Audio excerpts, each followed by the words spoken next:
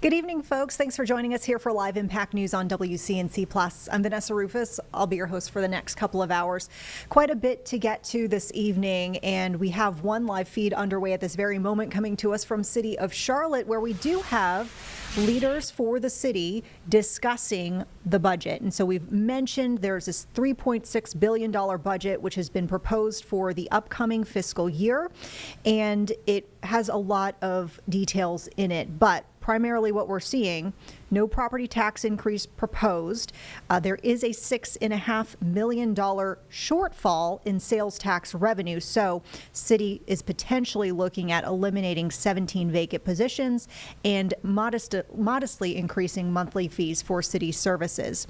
That said, we are expecting what's called a straw vote tonight. So this is a non-binding vote, just kind of a temperature check to see how the real vote could go in about a week. So with that, we want to turn you to live feed here. And it sounds like most recently city leaders were discussing the potential of whether or not they could use tourism tax dollars. So we'll listen in live here on Live Impact News. My colleagues, in that I think that would be a wise way for us to support them in this one-time endeavor, since we have a specific bucket for arts. I don't know if that's possible. And as far as our ARPA dollars, can someone tell me when they expire? Like, when do we have to spend them by? They don't expire? Once you use them, that's it. Okay, so they don't expire, so. Because you did revenue replacement. Right. Okay, and that's all I have. Thank you, So Madam I Mayor. want to make sure that as we're going through this, that so far we have the Museum of History at $350,000 for a discussion, but I think the thing that referring to committee is important. I also think it's important for us to be clear and not just ship the funding out. I know that we have, but we may need to have some discussion around what information is necessary and explaining so that everybody knows what they're getting and why. And I think that that's something we can do, without having some idea of how people can understand this. We want them to have something in writing. I think that's one of our things that we ought to try to do and accomplish when we're doing this. This is in writing. This is what it's going to be. And so what we have here is, I think, all of the speakers for this have been around, yes, infusion fund, but also, yes, discussion and referral to our committee. Okay. So let's go to the next item. If that's acceptable, let's go to the next item. So, Marie, can you, Mr. Jones? Let me make sure. So the infusion fund is over. There are some dollars that were over-raised. I just don't want us to walk away tonight thinking that $350,000 is going to come from the infusion fund. There'll be a discussion about some of the leftover dollars, and could it support something like this? And I hope that that's what the takeaway is. Okay, everybody? Is that what would be best for you? Well, I think you get a vote. You get a vote on the 350 from Yeah. ARPA. Okay? Is that Ms. Mayfield? Thank you, Madam Mayor. Marie, question.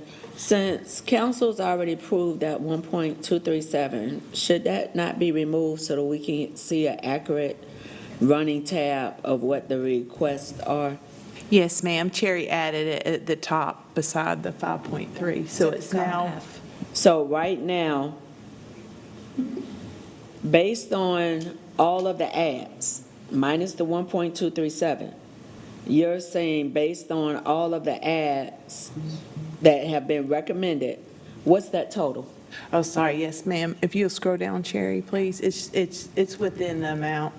But there's something, when I say that, there's one in there that's, when we get to it's ongoing, and that would make the budget structurally unbalanced because it's an ongoing fund. I just need to put that caveat out there. So which one is that one? That is the one that is to understand cost to increase minimum wage to Right. $25 an hour. That's the only so- ongoing one on the list, ma'am. So as of right now, minus the $1,237,000, what we're looking at is $5,281.56 of all the ads since we've had no deletes. And right now, the majority of that is being requested from the 5.3 of ARPA dollars that we had left that we thought would be able to fill some gaps for the next couple of years. That's correct. Just wanted to clarify. All right. Okay. So the next item that we have, I think, is the pay plan. I know that you're moving this, but Can we stay there? can we stay at this one page here, and unless somebody asks for something specific? Yes, ma'am, just so I understand your process. I believe you said you wanted to go one by one, so I don't know if you were wanting to make a So vote. allocate, so the next one is allocate funding over a 3-year period. We've talked about to support city staff, supportive services, and I think Ms. Mayfield just addressed that. Is that correct? Am I, okay. And so that would mean that you would, Live Impact News on WCNC Plus, moving to our 3-box. We'll keep it full here with the City Council workshop where they're discussing the budget as far as the audio is concerned, but we can show you now live images from the U.S. Capitol in D.C., where the Senate has just adjourned for the evening following some discussions, including discussions over the so-called Big Beautiful Bill, which we covered at length as far as Carolina implications earlier on the stream here on Live Impact News. We also are seeing some live feeds from the rainy conditions that they're following in southern Florida, also keeping an eye on non-tropical area of low pressure forming off of the Florida Atlantic coast, potentially in the coming days. That's according to the National Hurricane Center. Once again, full audio, though, coming from City Council Budget Workshop. Thanks for sticking with us here on Live Impact News. Where if they hadn't met their deductible because their deductible was so high, but they still need assistance, it potentially can be out of that million, because the question, the 1.5 I was asking for was over a 3-year period. I'm hoping that the needs of our employees aren't at this $1 million level, that it's pretty much been around 100,000 so far, but if we have it over the 3-year period, hopefully the interest will help us build some of the funds. So that was my initial thought with that particular request. Manager Jones, does that seem feasible to say, for me to leave the 1.5 in for that 3-year period, but also the possibility of the offset, if it's a grant model, that it can be for food or medical or medicine, whatever it is, we create a umbrella so that if there is a need that has been proven, that staff will be able to access it. Wow. Okay, so, yes, I'm never going to turn down an opportunity to do things for staff. But if I may clarify, do you want me? I'm going to help you out. I'll help you out. Okay, so the 1.5 over a 3-year period makes sense. A few rows down, the 980. Right. That is what concerns me a bit, because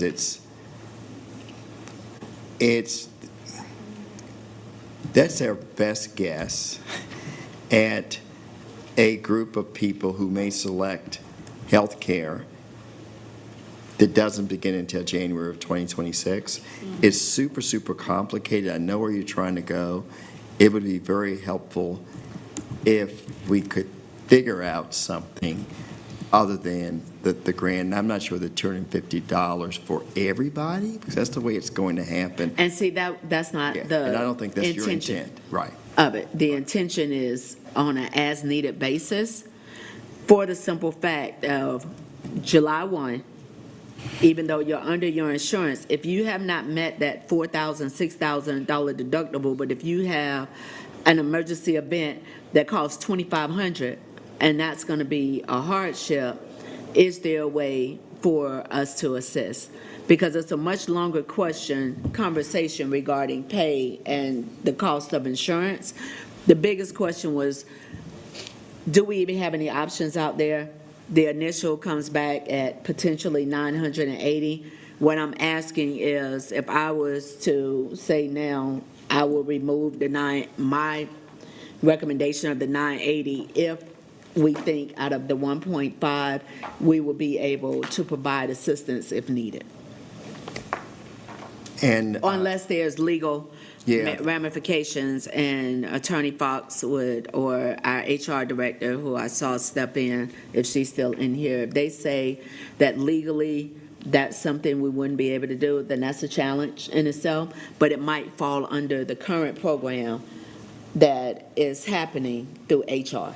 And that's where Marie was trying to save me from myself, is that what are some legal ramifications Okay. of carving out a group of employees? To have it just for first Exactly. responders, which was my initial, whereas the current program, and that's why I wanted the clarification so that we know what can and cannot be done. Sure.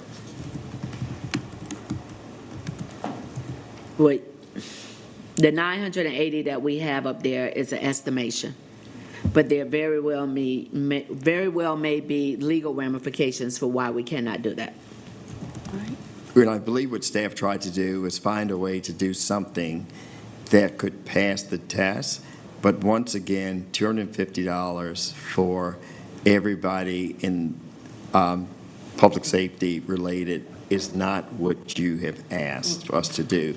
So I hate it that we have something up there with a number that doesn't come close to what your issue is. So, Marie, for me, you can red line the 980 because it's not going to get to the core of what I'm trying to address. But manager, I want us, once we get through the budget, to have a very realistic conversation, because one of the other asks that came specifically from discussions with our fire department is the previous rate was a rate that was manageable. The new rate is a rate that potentially could cause some challenges. We pay 80% of the insurance, even though the costs are still relatively high. I think if we're able to go back to the question that I asked at the beginning of the meeting regarding our City of Charlotte AMI, lowest paid employees, some of them that are in that 40,000 range versus those who are much higher, if we're able to make appropriate adjustments, because that 2.5 pay increase does nothing when the cost of insurance went up 3% or went up 3.5. So what does that look like to ensure that our employees have access to quality health care? Thank you. Okay, thank you. And so that means the adjustments have been made? A delete, so thank you. Ms. Mayfield, you are really doing it a roll today, so thank you. All right, so we're going to take off, how much would a request for proposals, and take off that 900 and review healthcare benefit costs for police and fire, and delete that, okay? Thanks very much. Mayor, you would go back Okay. up to line 31. I know, we're going back to 31. Allocate services over a 3-year period to support city staff supportive services. Who had that one? Okay, Ms. Mayfield? Thank you, Mayor. That one was mine, and that was the continuation of if we can allocate 1.5 million for that 3-year period to help our staff, since we learned staff have had to utilize, have needed assistance, whether it was for rent, groceries, medication, whatever it was, and a pilot was started. This is a recommendation for us to actually have a bucket available. I do not anticipate all 1.5 million being spent, but if we have it over a 3-year period, hopefully that will help create sustainability as we continue to work to increase the salary of our lowest paid city employees. So, Mr. Jones, where does this sit inside the organization, Well, thank you, Mayor. or if it's approved? It would be HR. We started a couple of programs this year, and they have been All right, folks, we'll continue to listen to the city council budget meeting in the Charlotte area in the background. And keep in mind, as we mentioned before, this is the 2026 fiscal year budget that's being discussed right now. And this will be possibly a straw vote that we see tonight, kind of a temperature check of how city leaders plan to vote for the actual vote coming up on June 9th. We wanted to turn to an update that we just got a few moments ago from authorities on a major national story from over the weekend, and that was that fire attack that happened in Boulder, Colorado. And so we saw that person who is suspected of launching that fire attack charged with various charges. So there are federal charges and there are state charges. Mohammed Sabri Soliman, 45 years old, charged now with federal hate crime. He's also charged in Colorado with first-degree murder. Keep in mind, in Colorado, you do not have to have any particular death, if you will, to charge a murder type of charge. So this is where that's stemming from. He's facing charges as well as potentially assaulting someone and causing a serious injury. Let's listen into what officials had to share today about this case. My office and the entire Department of Justice, I want to express my heartbreak and my support for the victims, their families, and the community of Boulder. I pray for those families as well as everyone in Boulder, Colorado, and the nation who woke up this morning worried about themselves, their loved ones, and not feeling safe in their own communities because of yesterday's attack. I assure you that my office and our partners are here for you, and we are taking action. I want to thank the first responders, citizens and law enforcement alike, who worked to quickly end this violent attack, save lives, and tend to those who were injured. I also want to thank our law enforcement partners at Boulder Police, including Chief Redfern, the FBI, including Special Agent in Charge Michalak, and the Boulder DA's office, including DA Michael Doherty. They worked hand in hand with my office as the matter was thoroughly investigated and prepared for charges. Hello, my name is Adam Ferrari, the Chief Executive Officer of Phoenix Energy. I look forward to you joining. And I want to thank our partners in DC, including Attorney General Bondi, Director Kash Patel, and Assistant Attorney General in charge of Civil Rights, Harmeet Dhillon, for their support. My office and AAG Dhillon were in contact yesterday throughout the day, which helped lead to the federal charge that we're announcing today. My office has charged Mohammed Sabri Soliman, age 45, with the commission of a hate crime under 18 U.S.C. Section 249. When that offense includes attempted murder, the statutory maximum federal sentence is life in prison. No one should ever be subjected to violence of any kind.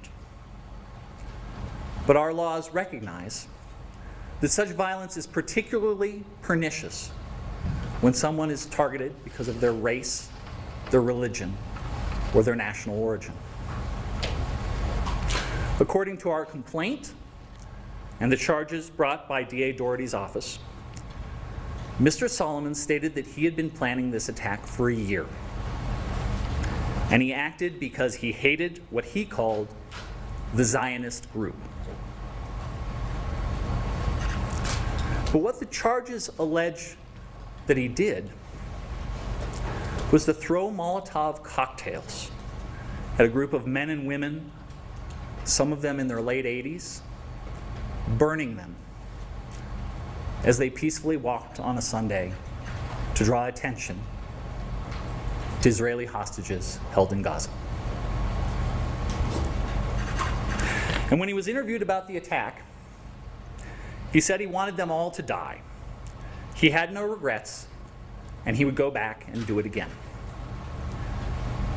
He said that he had previously tried to purchase a firearm, but resorted to the Molotov cocktails when he could not purchase a gun because he was not a legal citizen. I remind you that Mr. Solomon is presumed innocent until proven guilty. My office and our partners hope justice will help heal the people in this community and in the communities throughout the country shaken by yesterday's attack. We fully intend to hold Mr. Solomon accountable for his actions, and these charges are the first step. Thank you. I'm going to turn it over to DA Michael Doherty.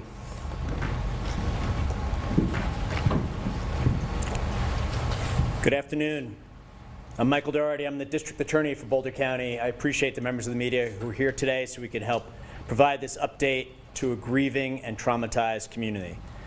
What you see here today is us standing shoulder to shoulder, ensuring that justice is done in response to this tragic and terrible attack.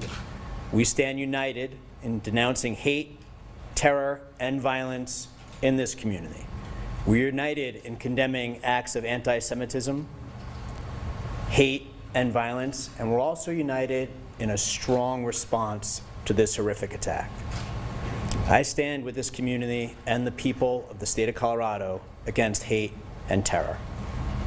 And we are united in our commitment, both at the federal level and the state level, in pursuing and securing justice for the victims of this mass attack and for the communities that we serve. Boulder is a beautiful and special place, but we're not immune from mass violence or hate crimes, including violent acts of anti-Semitism that impact far too many communities across this country. And yesterday afternoon, on a beautiful day here in Colorado, a number of people participated in a peaceful walk and gathering on Pearl Street here in Boulder. It is a place where a lot of people gather every day. And the ones who joined in this peaceful gathering are now the victims of a senseless, unjustified, and horrific mass attack. And to all the victims, their loved ones, and to this community, I promise you that each one of us up here today will work tirelessly to ensure that justice is done and the defendant is held fully accountable. I want to recognize, as the U.S. Attorney did, the response by community members who helped in the minutes immediately following the attack and came to render aid to victims who had suffered through a horrific attack upon them. Also, I want to recognize the courage and the rapid response by the Boulder Police Department, who once again were called to respond to a truly horrific attack upon innocent members of our community and responded without a second of delay. I will highlight for you that there were 16 unused Molotov cocktails that were recovered by law enforcement in the hours after the incident took place. 16. So I really want to thank the Boulder Police Department and their law enforcement responders, as well as the first responders who provided medical aid to the victims. But that rapid response with the recovery of the 16 unused Molotov cocktails, I think, speaks for itself. Our office and the U.S. Attorney's Office will be working closely together and in coordination with one another to ensure that the defendant is held fully accountable. As you heard from the U.S. Attorney, the U.S. Attorney's Office will be prosecuting the hate crime against the defendant. Our office will be prosecuting the attempted murder charges and related charges at the state level. This approach will accurately reflect the actions the defendant is alleged to have taken and the harms that he caused. It will allow us to secure a verdict, an outcome, a sentence, whereby he'll be held fully accountable. It's been done, and by it I mean federal and state prosecutions jointly, has been done in other cases, most recently the Club Q mass shooting down in Colorado Springs. At the time the arrest affidavit and warrant were filed with the state court yesterday, there were 8 victims identified, and I'll touch briefly now on the charges that were filed at the state level, as well as the possible sentences he faces if convicted on those charges. So there were 16 counts of attempted murder in the first degree. 8 of those counts are for attempted murder with intent and after deliberation. The other 8 counts are attempted murder with extreme indifference. So 16 counts total. If the defendant's convicted and those counts are running consecutive to one another, he would face a maximum of 384 years in state prison. He's also charged with 2 counts of use of an incendiary device. If convicted of those charges and they run consecutive, he would face a maximum sentence of 48 years. He's also charged with 16 other counts of attempted use of an incendiary device. And again, if convicted and if they run consecutive, the maximum on those counts would be 192 years. So 384 years on the attempted murder, 48 on the use of the Molotov cocktails, and then the attempted use would be 192 years. The judge set a $10 million cash-only bond on the state charges. As you are aware, he's going to be going before the judge this afternoon at the jail. I believe that is scheduled for 3:30, but I rely on the sheriff's office to communicate with members of the media of the exact time. Thanks to the investigation by federal, state, and local partners, and I just want to highlight for you, this is a horrific attack. But as district attorney, when I walk into this building and I see the FBI, Boulder PD, and all the law enforcement partners working, it's the exact response I hope to see. The teamwork they demonstrate, the work they put into it. If you were downstairs right now, you'd see incredible law enforcement officers and investigators working calmly, professionally, and tirelessly to ensure we get all the information we need to get the right outcome in the criminal cases that the U.S. Attorney's Office and my office will prosecute. Through their work, we've now identified 4 additional victims, so there's now a total of 12 victims. And as you'll hear from the FBI Special Agent in charge, we're going to continue to encourage victims and witnesses to come forward and contact law enforcement. But we now have 12 victims, and on the later this week, we'll be filing formal charges against him. That's our normal process. So the filing of formal charges by the District Attorney's Office will reflect 12 victims, and if more come forward, additional victims as well. The Book of Mormon is the best musical of this century. The 9-time Tony Award winner is genius, brilliant. On my final note, what I want to stress is this community has experienced too many tragedies: fires, floods, and mass attacks. But each time I've seen this great community respond with strength, resilience, and support for one another. I trust and hope that that will happen again now. That for the many members of the community who have come forward before to help one another, to support one another, to comfort one another, that will happen again today and in the weeks, months going forward. That once again our community will rally to restore peace and to bring support and comfort one another during this dark hour. As your district attorney, I want to remind the members of the media and the community that the defendant's innocent unless and until proven guilty, and the charges are merely allegations. I'm going to turn it over to the special agent in charge of the FBI, and then we're happy to take questions after each one of us is done. Thank you. Good afternoon. I'm Mark McCulloch, Special Agent in charge of the FBI's Denver field office, and want to provide a quick investigative update. The FBI has been here on the scene in Boulder for the past 24 hours, and we stand shoulder to shoulder with the Boulder Police Department and our partners. Their heroic and swift actions clearly saved lives. As mentioned, there were 16 unused Molotov cocktails within arm's reach of the subject at the time of his arrest. So there is no question that the first responders saved lives and prevented further victims from being injured. And I think the fact that we have both federal and state charges within 24 hours of this attack is a testament to the strength of the partnerships, the professionalism of the investigators, and our commitment to the community and to each other to pursue justice. So once again, you were listening into an update from various authorities on this fire attack from over the weekend in Boulder, Colorado. As you heard there, the suspect in this case, 45-year-old Mohammed Sabri Soliman, is accused of using a makeshift flamethrower and other incendiary devices. You heard them describing them as Molotov cocktails to attack demonstrators who were there calling for the release of Israeli hostages in Gaza. 12 people injured, FBI describing the violence here as a, quote, targeted terror attack. And we're seeing the charges here today, a federal hate crime, and also charges in Colorado, so state-level charges for attempted first-degree murder. And as we explained several moments ago, you do not have to have death to have murder charges in that state. We'll continue to follow the very latest with this situation. Meantime, you can see from our 3-box here on Live Impact News on WCNC+, Charlotte City budget discussions continue here. We're expecting several hours of this meeting tonight as leaders will discuss the upcoming fiscal year 2026 budget. As we mentioned, a $3.6 billion budget. There is a shortfall to kind of overcome here. There will be no property increase proposed, but we are seeing other efforts to try to combat that shortfall. So we'll listen in once again, and we'll break back in with any big updates.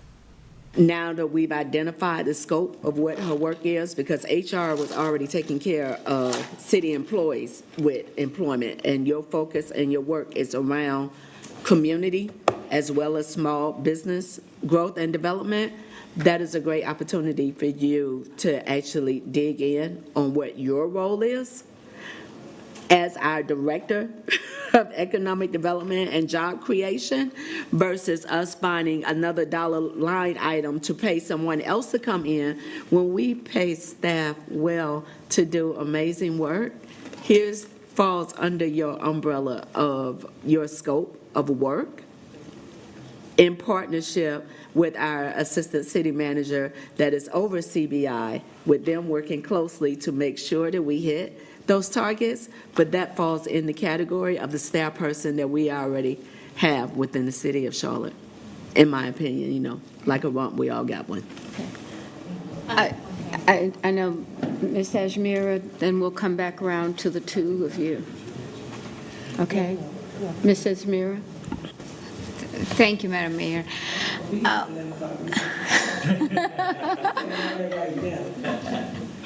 I agree with some of the comments that's been made by my colleagues. Councilmember Mayfield and Graham, I agree with you. We already have a department, but I guess my question is for the city attorney.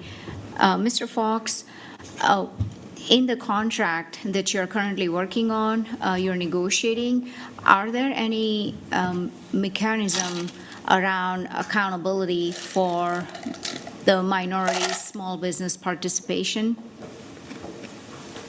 And second question, followed by that, for our city manager, Mr. Jones. I know we have an internal audit team. Could you, after Mr. Fox is done, if you could help us understand if there is any audit work being done on our participation, on small business participation for contracts above certain dollars. Okay, that's all I have. Well, first of all, the 27% goal is aligned with and incorporates the CBI program, and the CBI program allows for the goal as a commitment, but it also allows for exceptions to the goal attainment based upon good faith efforts, and we have to keep those processes in place. As I mentioned, the contract language will reflect the council directive for the goals, and I will add a caveat consistent with state and federal law, because that's an evolving area right now. So we will carry forward the message and the edict from this body with regards to the goal attainment and achievement. All right. Yes, and so there was an audit of CBI last year, and there's going to be a follow-up with it. So yes, the internal audit has looked at our CBI program and how we are accounting for spend, yes. So, Mr. Jones, to follow up on your comment earlier about consultant, if we already have the department, CBI, as well as the internal audit team, then we have external auditors that does render an opinion, then we have city attorney's office. Do we still need a consultant to do an assessment? I'll leave it alone. I will tell you there are other cities that are hiring Ice Miller that are hiring a bunch of consultants because this is a patch that we haven't been through before. And so, but that's it. We would not be unique in bringing in outside assistance. Okay, that's all I have. Thank you. All right, have you spoken on this one yet? I haven't, but I can. All right, Mr. Graham? I'm getting old, I'll forget what I'm going to say, right? Like you, it's going to be here all night. But here's the thing, right? I am not opposed to oversight, for sure, Councilmember Mitchell. I think you're absolutely spot on. What get measures gets done, right? So I get it. But I also said the same thing about the Pearl.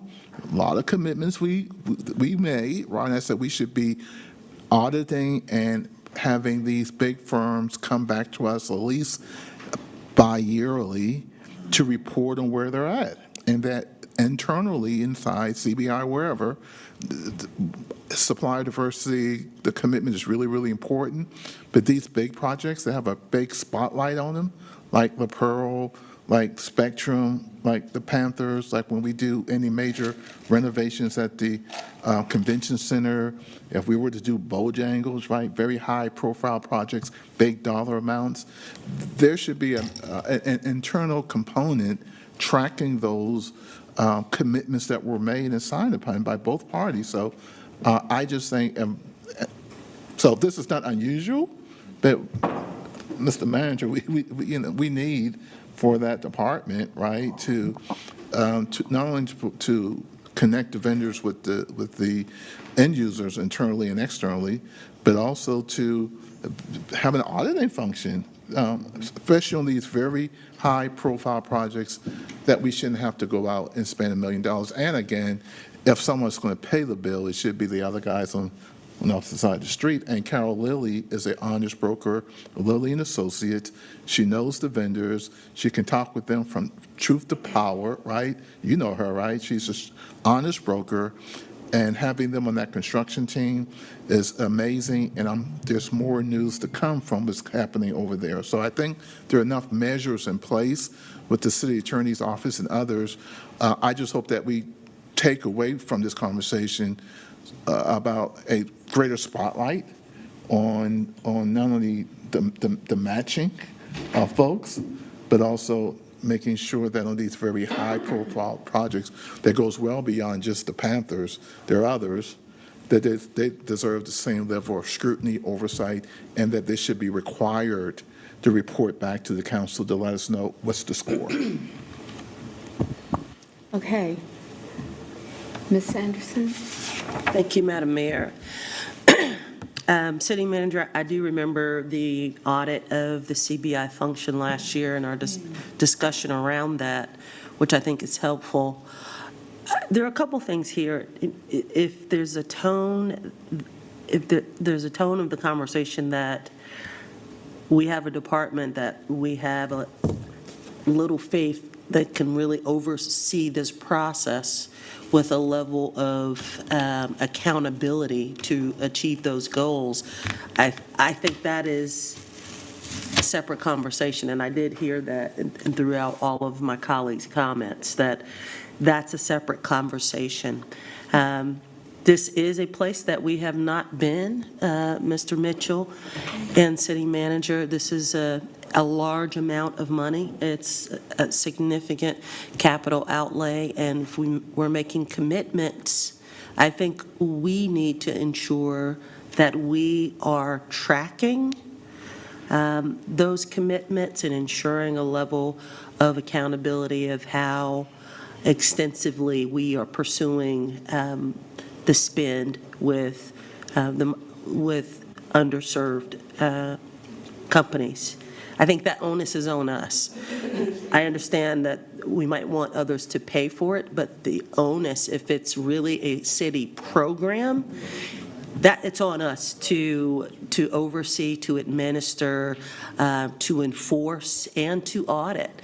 So when we begin to hand off those types of responsibilities to other entities, like this responsibility or others, then it loses its integrity, and we really lose the opportunity to make modifications or to even make changes as we go through the process. So this is our program. This is something we want to do as a city. This is the largest spend we've done in a very long time. We are accountable for that process, and we're accountable for the auditing process of it. Now, having said that, I do believe we need some outside help, and that's clear. Just from our conversations over the last couple of years.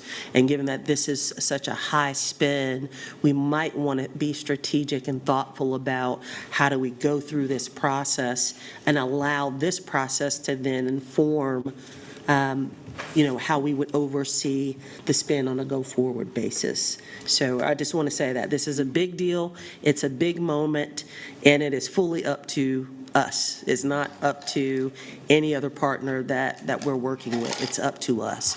And if it fails, we will be accountable for it. We can't point the finger at others. Thank you, Madam Mayor.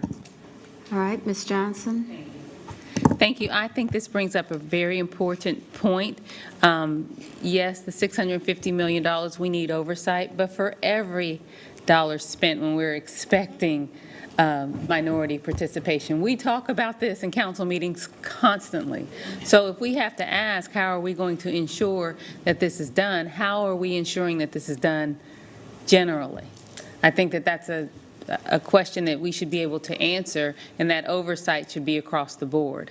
I also wanted to ask, where in our budget is the CBI? Can someone give me the page number of the CBI department? And while you're looking that up, the $650 million that was approved last June, where will that be reflected as we are spending it in the budget, Mr. Manager? So is it going to be captured as one allotment, or is it going to be captured as we write those checks, or how will we and the public be able to see those funds allotted? Sure. Let me start off by saying, answering the first question.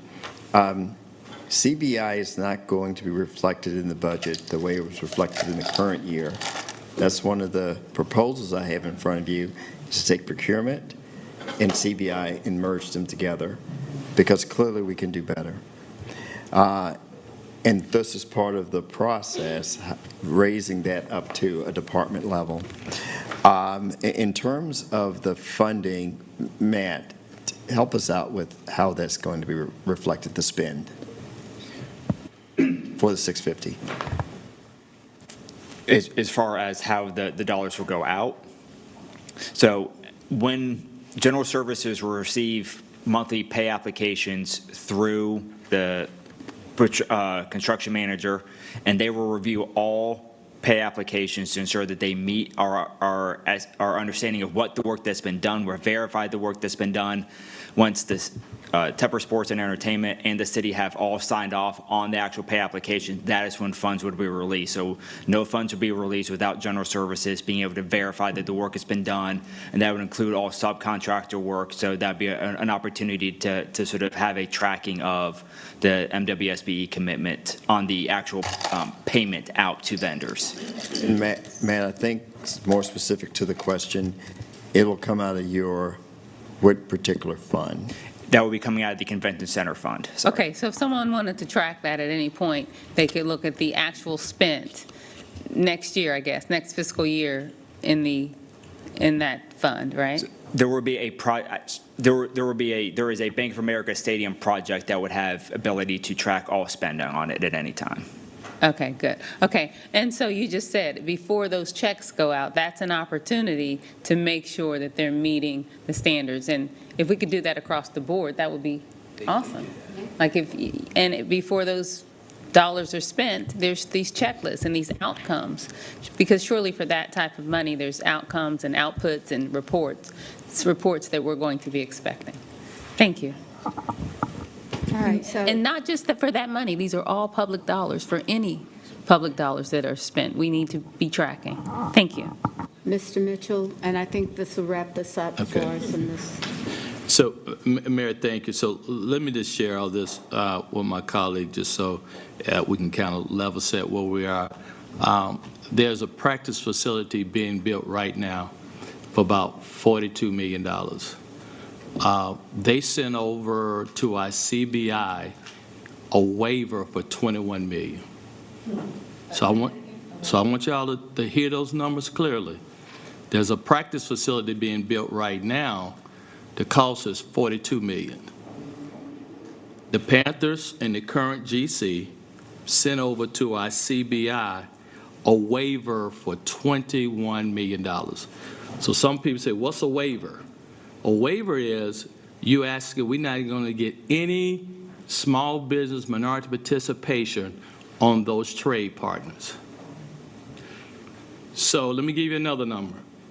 We're talking about making $1 million investment to get 27% of $650 million.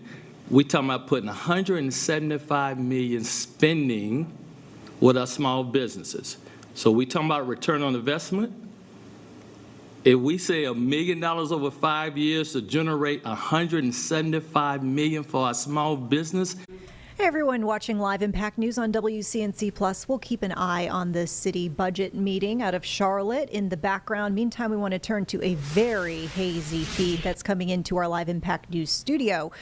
Right at this very moment, we're seeing a massive haze over that skyline. This is Minneapolis, Minnesota, as we are seeing many cities across the U.S. at this hour dealing with haze from Canadian wildfire smoke. And so we've been seeing various cities dealing with this, including here in the Carolinas. We want to turn your attention to our Dallas Tower camera.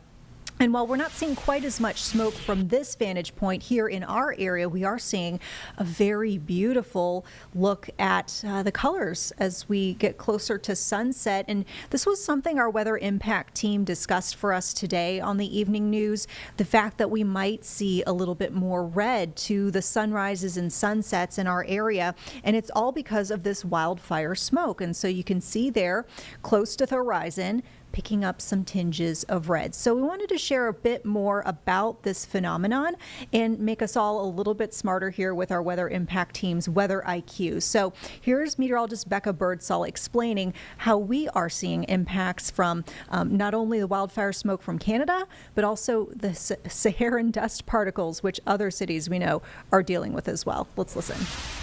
Wildfire smoke from Canada continues to impact the U.S., including right here in the Carolinas and as far south as Georgia and Florida. Over 150 active fires are burning across Canada, according to the Canadian Interagency Forest Fire Center, and those upper-level winds are steering that smoke southward. You may have noticed it this weekend. It's brought hazy skies, vibrant sunrises and sunsets. Yesterday's pictures from Chris Michaels and Johnny Mike, and what that smoke does is it enhances the reds and oranges, which is why we'll have another chance to see a vibrant sunset later on this evening. You also probably noticed the duller, less blue look to the sky, hazy skies all across the afternoon, but we do have some changes on the way. As our winds eventually switch to the southeast later on tomorrow, especially during those afternoon hours, we'll have a brief break of those hazy skies before another plume of smoke starts to push across from the Carolina coast, something that we'll keep an eye on, especially in terms of air quality. While much of the smoke does remain aloft, some could mix down to the surface, potentially pushing fine particle levels into the code orange, unhealthy for sensitive groups. In fact, Minnesota has already issued an air quality alert for the entire state through this evening. And closer to home, York, Chester, and Lancaster counties are also under a code orange. Wildfire smoke can travel hundreds or even thousands of miles, so even if you're far from the flames, the effects can still be felt. And once again, that was meteorologist Becca Birdsall explaining some of the views that we'll be seeing here in the Carolinas as that Canadian wildfire smoke does make its way to our area. And also, we're dealing with, as we mentioned, the Saharan dust particles. So really interesting insights from our weather impact team, as always. We'll remind you that you can always go to their YouTube page, where we do invite you to like and subscribe so you don't miss any updates. And you can always find the reporting as well on our website, WCNC.com, and inside the WCNC Charlotte mobile app. All right, we'll check back in with some of those live views out of Minnesota and elsewhere as we're able to show you here on Live Impact News. But we want to turn back now to Charlotte City Council's budget discussions, where we are expecting a straw vote at some point this evening. This is a non-binding vote on the $3.6 billion budget that's on the table right now. And the full vote, we'll remind you as well, is set for 1 week from tonight. Let's listen in. One time for this, excuse me, one time for this, because one, we would have the first structurally imbalanced budget since I've been here. And secondly, it's going to cost you that again in FY27, which we haven't budgeted for, because we always do a 2-year lens with a structurally balanced budget. And again, as I started off earlier, Councilmember Mayfield, I'm never going to say, don't say never. I try never to say anything that doesn't support employees. I just want to make sure that the proposed budget did take another leap forward in terms of getting folks close to $50,000 for our city employees. So our minimum pay right now is 23. 23, yes. Okay. Any other questions on this item? Hearing none, let's move to the next one. Yeah, I'm sorry, Ms. Ajmira. Thank you. I don't see the item that I had requested for parental leave on here anywhere. Yes, ma'am. If you scroll down, Sherry, will you scroll to the bottom, please? And it's answered in your packet on page.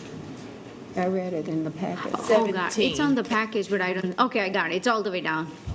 Thank you. Okay.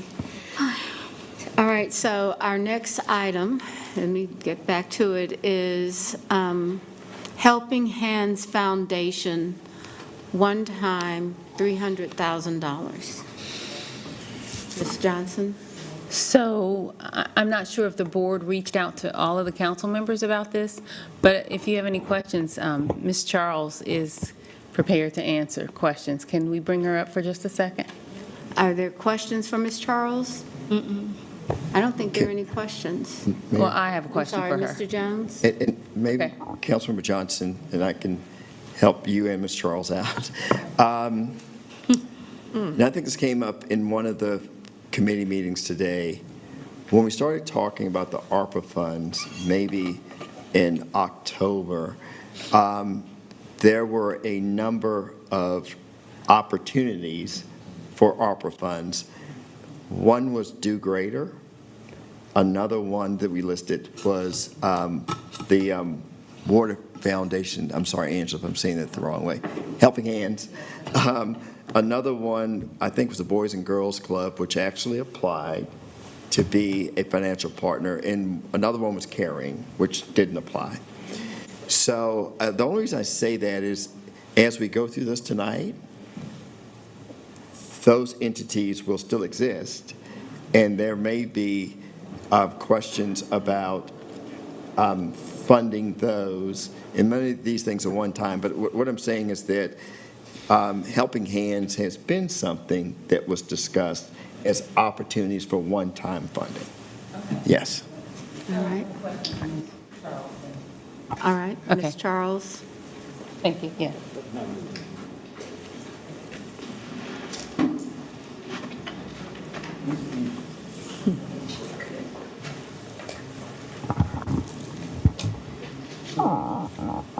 Good evening, Mayor, Council Manager, Attorney Fox. I'm Angela Charles, Director of Charlotte Water. And I will now take your question. Bless you. Thank you, Ms. Charles. Currently, if someone is behind on their water bill, what are the resources? There are many resources in the community like Crisis or DSS. The objective of Helping Hands is to streamline getting to those resources. And so, for example, what we found out in COVID is that many people in our community don't know to go to crisis, don't know to go to DSS. If you live in Davidson, you go to the Ada Jenkins Center. If you live in Matthews and Mint Hill, you go to the Matthews Help Center. And so there are many different agencies that serve people in our community who are in need of water bill assistance.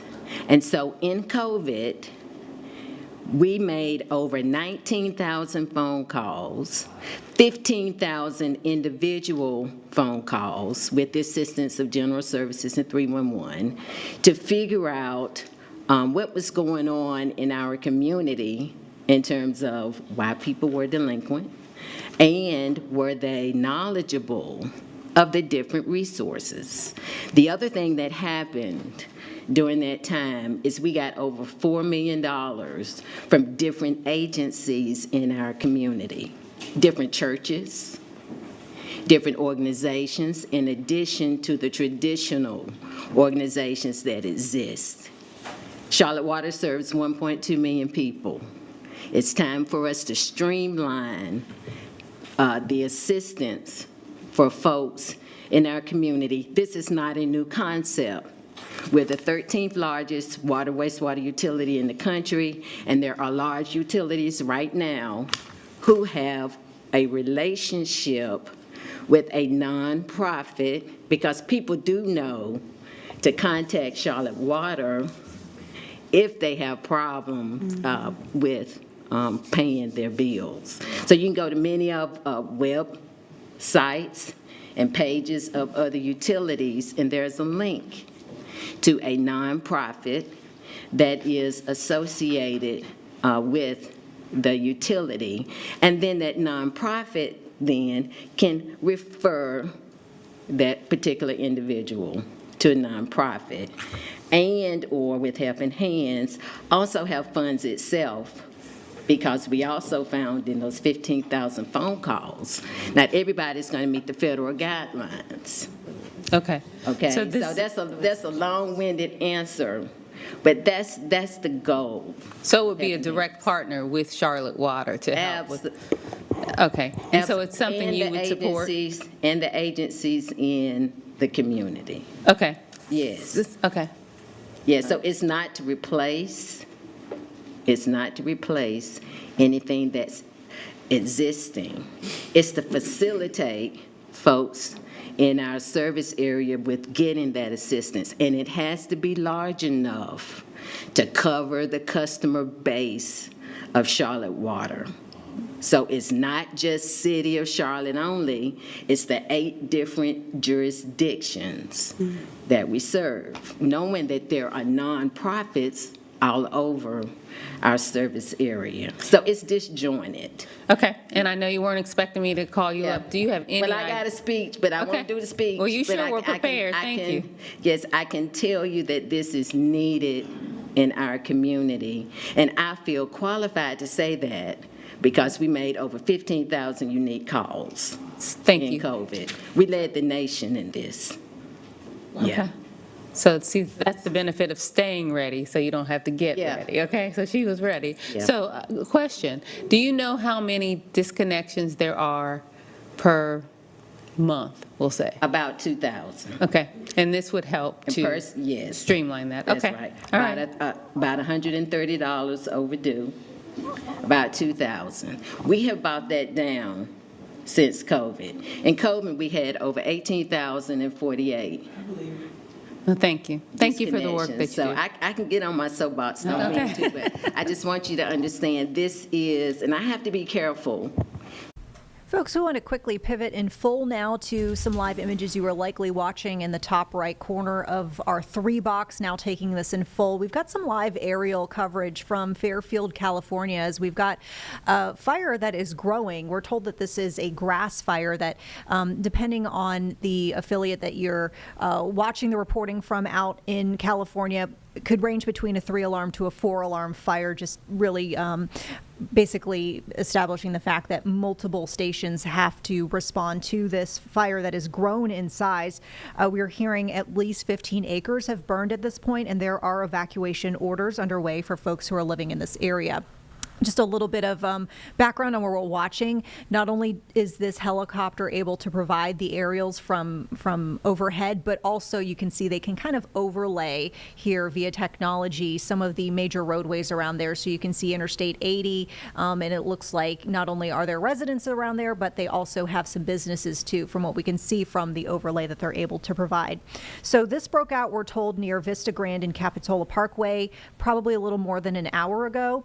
And folks, if you're familiar with the area, residents in the area of Bear Creek and Palmer Circle are asked to evacuate because this is moving pretty quickly, and folks are actually being asked to meet up at a Lowe's, the home improvement store essentially, on North Texas Street and Manuel Campos Parkway. So we're going to wait for some more information from our affiliates out there. But meantime, some really stunning images, lots of smoke that we can certainly see. And we know wildfires have been a topic of discussion lately, not just from the haze that we just mentioned a few moments ago here on Live Impact News, but we're actually seeing the wildfires themselves.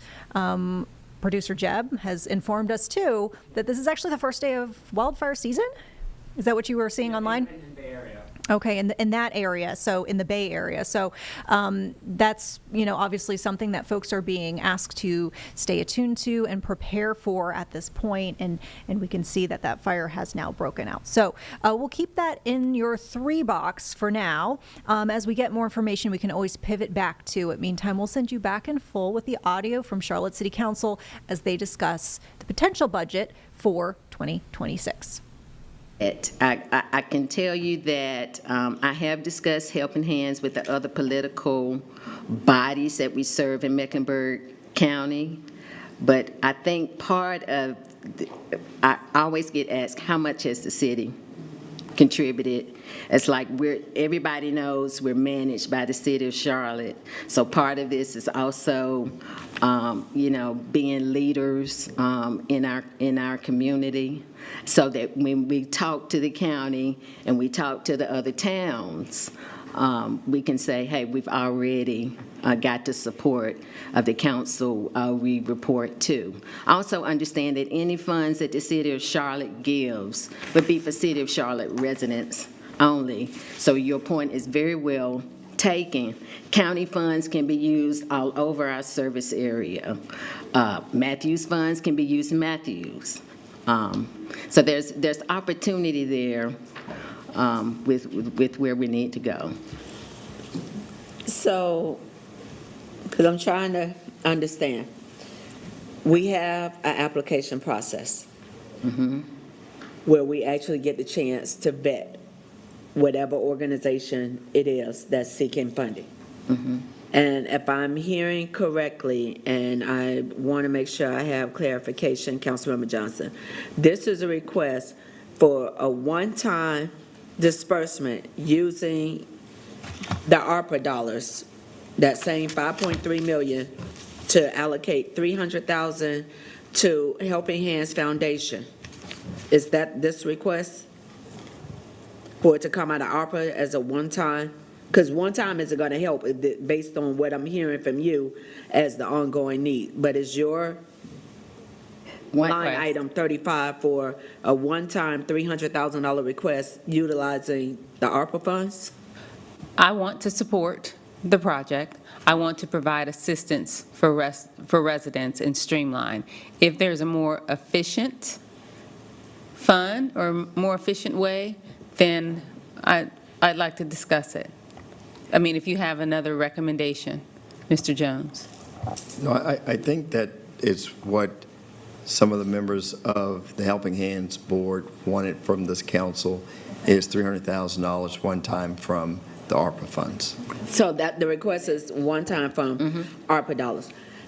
So where I have a challenge, again, Charlotte Water is an enterprise fund. Right. Seemed like there would be a conversation within Charlotte Water for you to identify some funds to go towards this. Can I respond to that? Our funds that we collect are restricted. Okay, And so, that helps. and our bond covenants prescribe how you allocate funds that come into the utility. Now, there was a revenue contract on tank funding that this council passed, I guess it was in last month. And so that's the only source of funding that is not restricted by our bond covenants. So Charlotte Water, in other words, we cannot fund Helping Hands. It's restricted by state statute. Thank you for Yeah. that clarification. For Yeah. me, I still would prefer Helping Hands to actually go through our process Right. in order to be in the system, to get Right. vetted. One of the challenges we saw last year is a number of our organizations, it seemed like it took a long time for them to get their checks. And that is because they were brand new, they had not been vetted, doing the paperwork and doing everything to get them caught up. Because again, we're short-staffed in a lot of these departments. It took almost 8 months for some of the organizations to get the funding because we didn't do the pre-work that would happen if you actually apply. I would prefer for Helping Hands to apply when it opens up in 2025. So what is that, October, when we open up the new cycle, and actually go through that vetting process versus looking for one-time funding when we have no information on an organization that's been around for 13 months. We have other organizations that's been out here doing amazing work on the ground in the community, and I still said no to them because you ain't meet the minimum requirements. So to not even have the requirements in place is difficult for me, just to ensure your long-term viability. Yes, and that's something that, that the board has been very intentional with, because we understand that Helping Hands needs to be around 20 years from now. As a matter of fact, the foundation of the Carolinas has stated, Jesse Herman, VP of Nonprofit Services, that Charlotte Water should do a class on setting up a nonprofit. So we have set this up with a spirit of professionalism, knowing that 20 years from now, when we're serving 2.4 million people, there needs to be an entity that has a relationship, dotted line, with the utility for water bill assistance. And the mission of the organization, too, is to also facilitate new connections. So you're starting out with water, wastewater, water bill assistance, but we also have people in our community who are on wells, septic. It's quite expensive. Yeah, to do that. And so that's part 2 of the mission. Thank you, of Ms. the Charles. Thank you, organization. Mr. Manager. Yeah. Ms. Molina?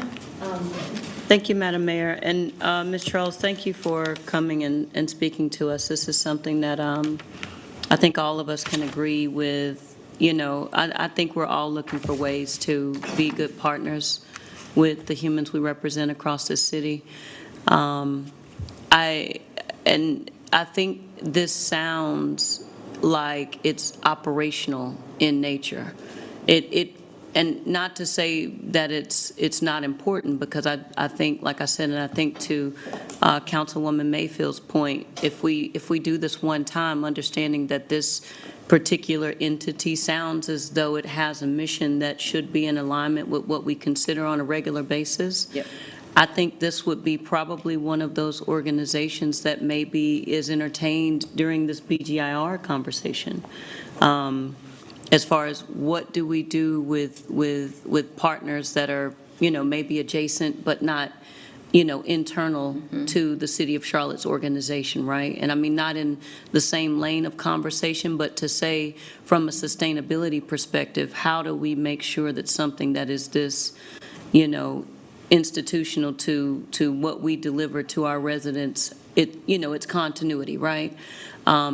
And so not to say that I'm against helping, but I think the one-time help is not going to be, in my opinion, the best way to meet this challenge. I really do think that this should be something that we have an additional conversation around how we orient around the help, right? Again, it's not internal to us, and it's a challenge to because we do have discretionary funding that we're able to administer, we've put ourselves as policymakers in the lane of being more of philanthropists, right? And although there's a lane with the policy and the institution that could be understood that we have, it's not the emphasis of what we do. And so, our fiduciary conversation is really about the continuity of this institution on an ongoing basis, the 14 different departments, how do we ensure their vibrancy, how do we maintain our assets, how do we, promote economic stability so that we continue to grow and not fail. But then in that, we have this small ability to have a philanthropic, lens in how we do that. So I do think as we do that, because again, I have institutions that I would love to support that aren't going to be supported. So I think we all feel that, but like I said, I feel confident that we should support, but it sounds as though the help is more, it's more a need for, an operational longevity conversation so that this institution can continue. That's just an assumption based on what I'm hearing so far. Okay. Madam Mayor. Ms. Ajmir. Yes, thank you, Madam Mayor. Ms. Charles, thank you for your work on this and for your leadership and your vision. Certainly, making 15,000 calls to understand and assess the need, it's a huge undertaking. I did receive an email, a message from board member, Mr. Greg Phipps, a former council member, for supporting this ask. I'm going to support this ask because the need is there, knowing that you already have done deeper analysis. But I also agree with the comments that's made by my colleague, Councilwoman Mayfield, in terms of our policy, which was recently adopted, and this doesn't quite fit in to our policy. So I wonder, does that mean, do we open the doors to other organization? But I know this financial partner policy is still on our, it's still something that's being worked on, and we are going to fine tune it, because this is a perfect example of where we will need to revise a policy, because this is an organization that that would benefit from it, but also not just you, but other organizations that might be in the same category.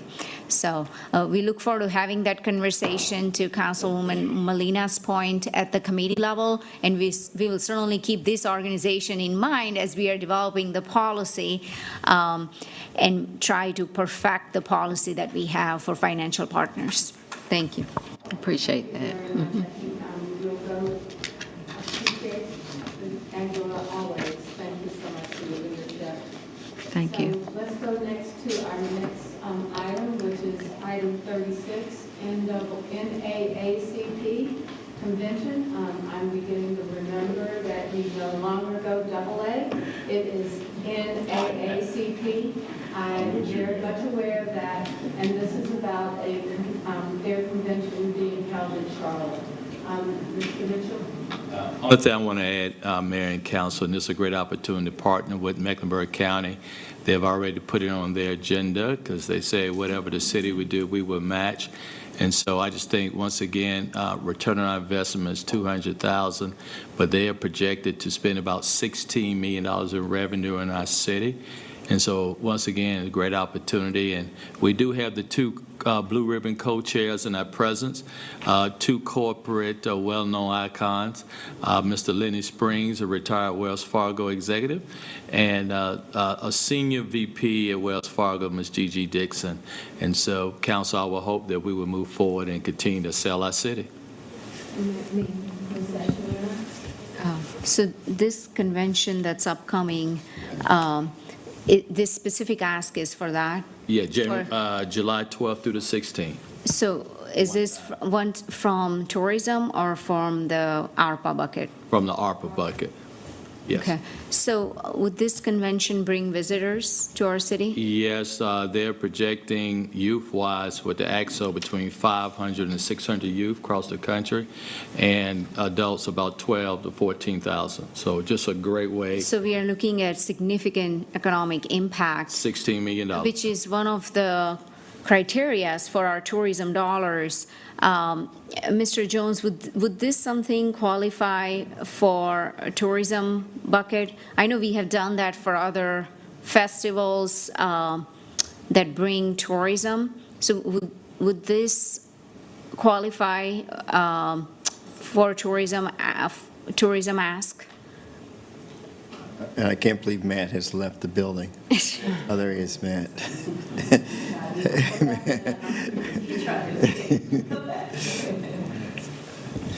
Sorry about that. Thank you, Councilmember Mitchell, for the question. It's certainly a project that I think that we could certainly look at. Typically, we work with the CRVA because they do have programs and procedures as far as recruiting big events. So I definitely think it could be something that we could work with the CRVA to make sure it sort of fits within sort of their bucket and look at the convention center fund, because this would be a convention, so it would be something that's potentially eligible for that. Could also be something, depending on how the council wants to look at it, sort of do the ARPA as a backstop while we explore the convention center fund as well.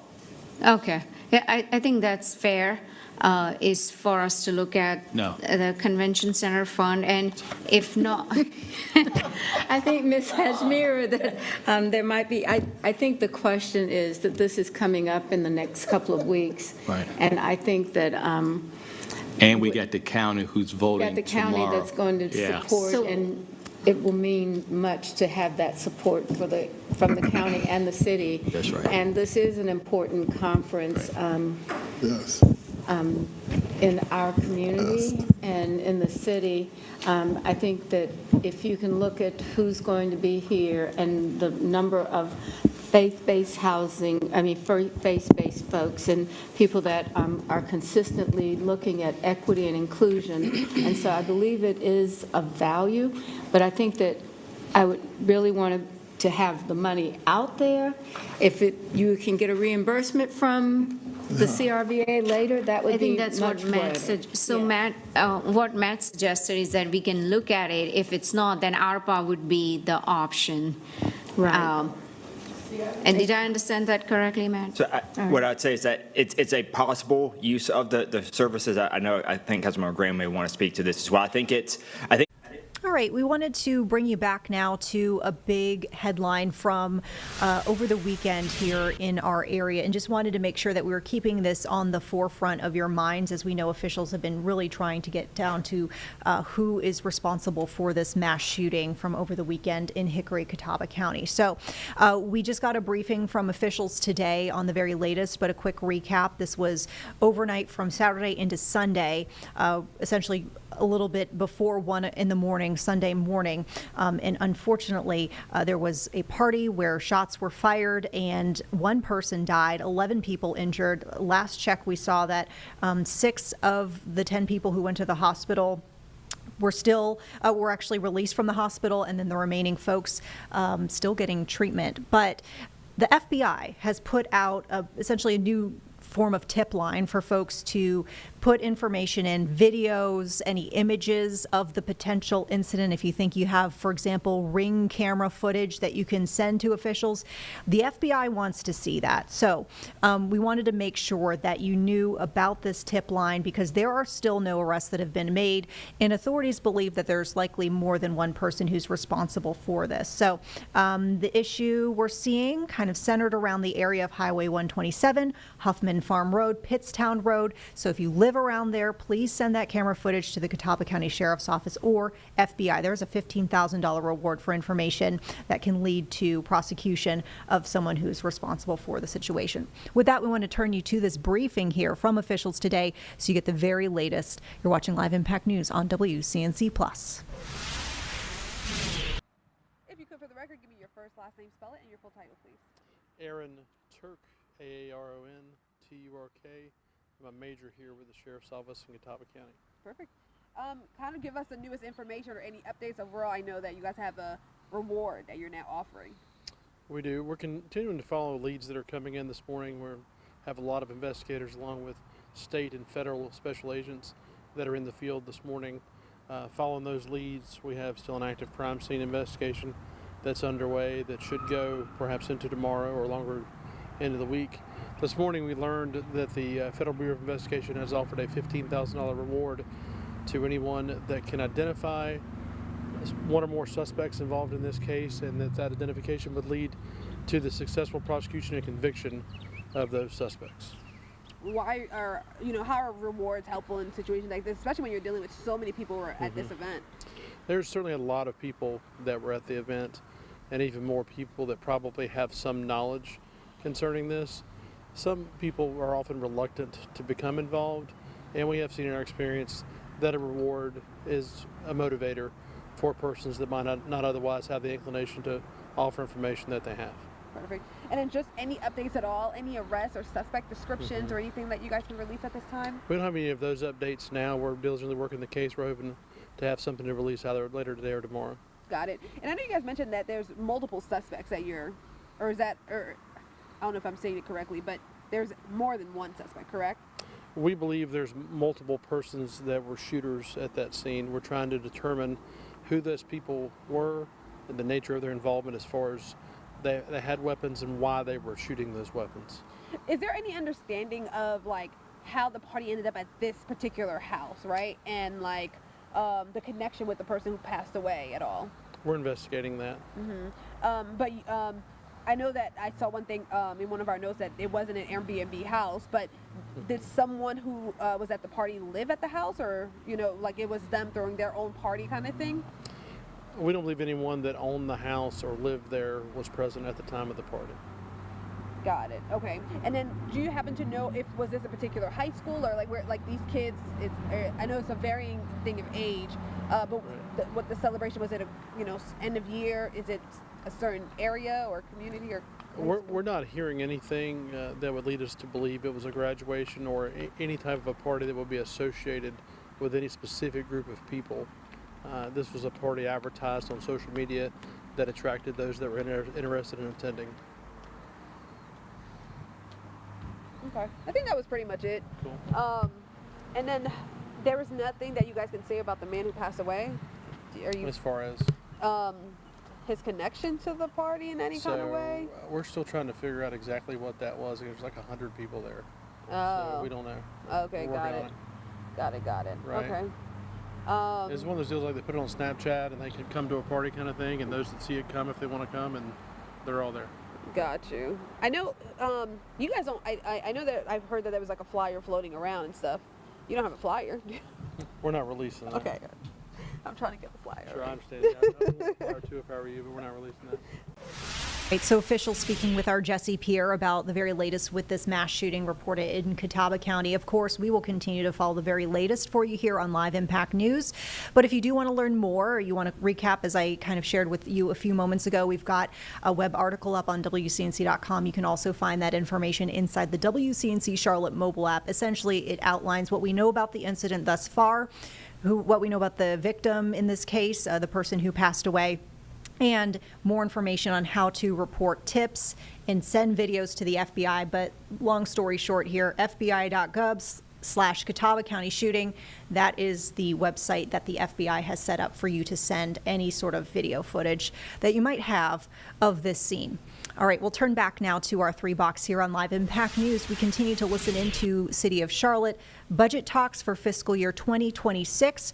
We still have our live feed that we're monitoring out of Fairfield, California, Northern California, where this grass fire is burning more than a dozen acres, and firefighters on scene, and live images from Minneapolis, Minnesota, where Canadian wildfires are causing air quality issues and a very, very thick haze to that skyline there. As we mentioned, we're seeing some impacts too to the Carolinas, and you can learn more from our weather impact team by visiting their YouTube page. Let's listen in now to the Charlotte City Budget Talk. Are likely to be the same next year. Thank you. Mr. Peacock. Well, I'll just simply say that the test of a good decision is the test of time, Madam Mayor. And I've noticed that Dream Key Partners, in my 14 years prior to being here have continued to do just that. On the nominal side, again, I'm trying to shore up what I saw from the committee. And when I saw at the committee, I know that it wasn't set up in a manner in which it was alphabetically or scored above. I just didn't see a whole lot of equity in how we were distributing those funds. I felt like we should start with housing first, start with services and other things. And again, it just didn't have parity for me. I share my colleague, Mr. Driggs' comments as it relates to being one time. I think that one-time label here is probably being broadly used if I'm just guessing what the committee worked on today. So. Notice the Republican said equity, just... Thank you very much. I appreciate that.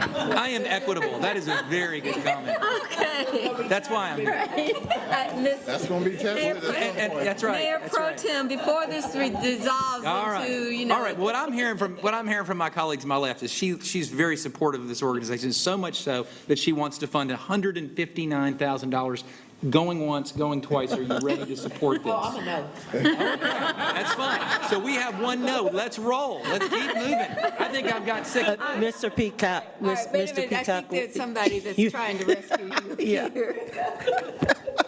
Okay. Is that how they did it back in the That day, is how Mr. we did Peacock? it. It was an auction system. I see. I never heard. Mayor McCrory, and they were auctioneers, really. We'll have to get the mayor one of those cowboy hats so she can be the auctioneer.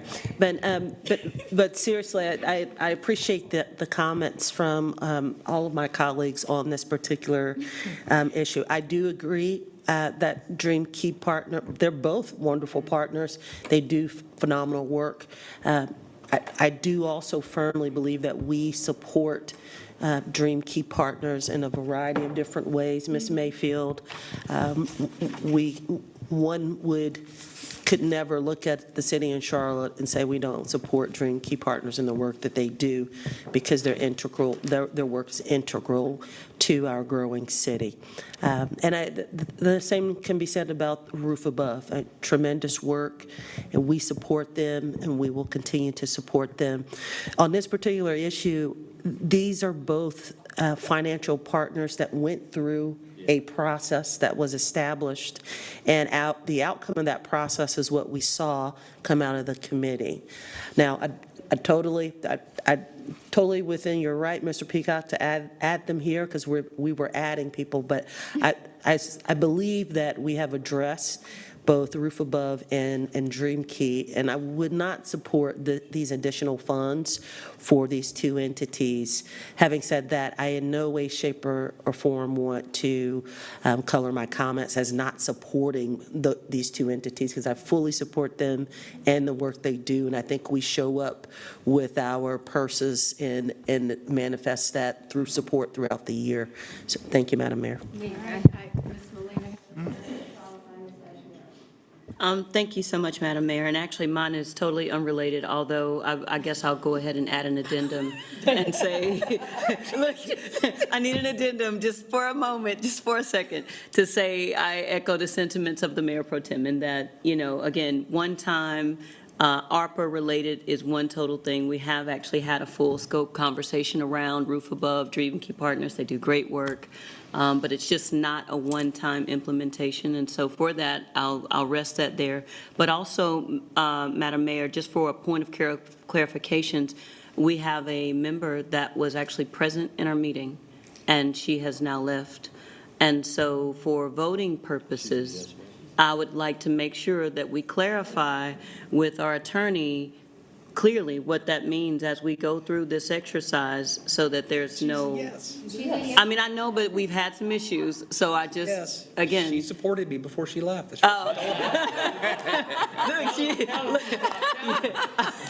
Peacock already counted them. Okay, we have got to finish this tonight. We got three. You guys, if we can't do contracts unless we get this thing done tonight, So okay? I just want to make sure that we add that in, so that, for reporting purposes, or anyone who is on the outside looking in, where we are and what that means. So, Mr. Attorney, will you humor me, Just please? quickly, as I've stated before, 168-75 of the North Carolina General Statutes is pretty clear when a member of the board who is present and leaves without being excused, that member's vote is counted in the affirmative. So, Okay, thank you. All right, Mr. Ms. People, Ajmira. Do you need 4 more people to leave? I think you guys are working just fine for me. This is gonna work. I've been here. This is getting good. Okay, I'm going to take my bio break in 5 minutes. Okay, so just real quick, while we are at this, I just want to reaffirm our commitment to Roof Above and Dream Key Partners, because we have members from organizations in the room. In the first line item that was approved, $1.2 million additional funding, Roof Above was allocated $100,000, and Dream Key Partners was allocated $231,000. So the committee made a decision because we have limited funding, but we wanted to show our commitment to these organizations that do great work. So I will be continuing to support what was approved by the committee. However, they can certainly bring in additional requests for housing, whether it be different housing programs that we have, whether it's new development, NOAA, and so on. So there is obviously an opportunity for both of these organizations to apply for additional housing dollars that is specific to a project, which I would be willing to review and support if it meets our criteria. But at this point, for the operation dollars, I think we've already made our commitment and shown that in our first line item. That's all I have. Thank you. Okay. Ms. Johnson. Okay. Councilmember Peacock, I just want you to know that I will be supporting these organizations with you, okay? So remember that, okay? No, and that's because I work in the field. I have a peer support organization. We rely on Roof Above, and we rely on Dream Key and organizations like that. We know we have, I don't know if it's 16,000 or 40,000 or whatever that deficit is for affordable housing. People are hurting, and organizations like these really step up when needed. So I will be supporting these organizations. Thank you.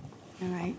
Thank you, everyone, for taking the time to go through all of this information so that we can make a result or have our votes now.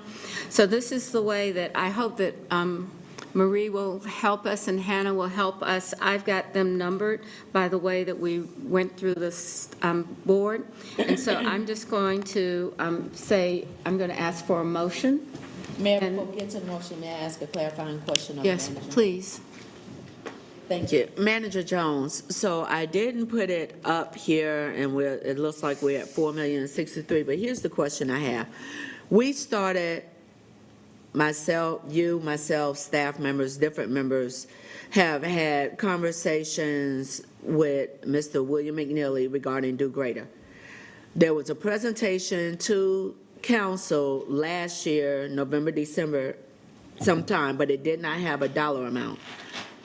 City staff throughout 24 and parts of 25 repeatedly have, during presentations in community and different events, highlighted the work that Do Greater has done. The conversations were them expanding into Uptown and taking the training and the programming that they started over on the west side in partnership with Shiloh Institutional Baptist Church and expanding that. They got their corporate dollars and other funding, and there was an understanding of support from the city, and then conversations stopped. We've all received quite a few emails. I have responded to some of them because I was also under the impression that this is an economic development partnership. This wasn't just a financial partner. This was economic development as well as education partnership where we were having conversations of working together through the city. Somewhere that conversation changed. Has this turned into something that needs to be on the financial partner list? in order for them to get the funding, in order for them to move forward? Because I believe in the conversations they were having, some of the corporate funding was also in line with city support based off of communications that were happening in 23, 24. Sure. Thank you, Councilmember Mayfield. So I believe what occurred over the course of the last year were conversations, just as you said, with $750,000 coming from the city, $750,000 coming from the county, and the rest being raised. I don't know where that is as of this day, but it was very consistent with what we were doing at that time. It hit workforce development, it hit training, and even vacant office space. So I don't see it as anything that's inconsistent with any of the discussions we've had along those lines. I don't know where the other fundraising would come from. But as I mentioned earlier, there was one of a handful of opportunities that we mentioned last year, and I do believe it should stay in play at some level. So just for clarification, because I think for myself, where some of this was lost in translation is I thought we had already did this last year. So we've been having this conversation now for 8+ months. So now that we're in the budget cycle, we only had, past tense, 5.3 in theory to work with. If this is correct, well, that doesn't even make sense, saying that the remaining ARPA is $4,063,000. That still hasn't been updated based off of everything we talked, which is what I was hoping is that we were doing a running real time as we were talking about these numbers to see exactly what it is that we're looking at having available once we take out that $1,237,000, because we've already allocated that, to know exactly where we are.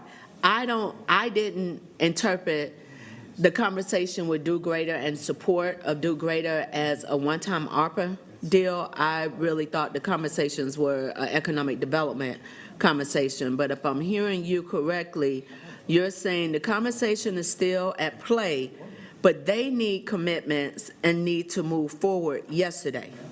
And we, city, have been the holdup with this conversation, because this conversation's been happening for a while. So are you saying that in order for us to move the conversation forward, I need to do a recommendation now of another ad, which I don't like the idea, or you're saying we have an opportunity to really move this conversation forward through another funding source? I would say both. I would like some direction from the council. So what do I mean by that? There's workforce development funds, right? There's funds in corridors. So there's a combination of being able to pull some And that's what I resources was together. thinking. So- I just have not gotten the nod from the council that this is So because something. council hasn't, so we got a presentation, but that presentation didn't ask us anything from last year. Correct. So for clarification, for those of us that are here, in order to have a real conversation around Do Greater, which does touch economic development, workforce, education, it touches at least 4, if not 5, of our key areas, we have to then have a real conversation, like within the next few weeks, as I'm having a conversation with the manager. We got to have a conversation within the next few weeks before we go out for July, when we're off for a month.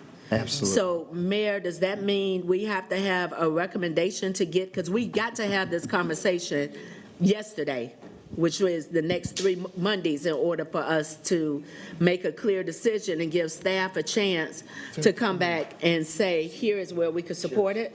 I just want to make sure we're on the same page. And for clarity, Councilmember Graham is our Economic Development Chair. Did you have? Yeah, I just whispered to the send it to committee, and we'll scrub it up and make a recommendation. I think that should be workforce development, small business. It fits a lot of buckets, quarters. It does. And so send it to committee, and we'll scrub it up and have a conversation with you as well as Do Greater. I think he was here, I think.